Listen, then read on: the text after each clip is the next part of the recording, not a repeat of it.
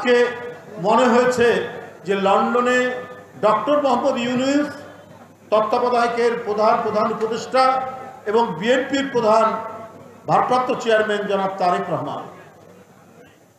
তারেক রহমানের এই বৈঠক কেন জানি মনে হয়েছে অনেকের মনে জ্বালা ধরিয়েছে। অনেকেই এটা মেনে নিতে পারছেন না। কেন এই জ্বালা ভাই? আপনাদের উদ্দেশ্য কি?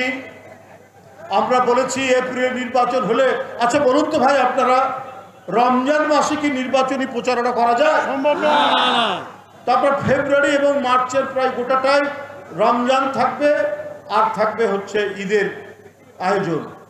তাহলে আপনি এপ্রিলের মানে কি বলে যে 1 তারিখ থেকে 15 তারিখের মধ্যে আপনি কখন প্রচারণা চালাবেন, কখন আইনি প্রক্রিয়া হবে, কখন নমিনেশন পেপার জমা দেবে, কখন প্রচার চালাবে, কিভাবে প্রচার চালাবে, সারাদিন রোজা রেখে কি করে এপ্রিল মাসের মধ্যে নির্বাচন হওয়া সম্ভব?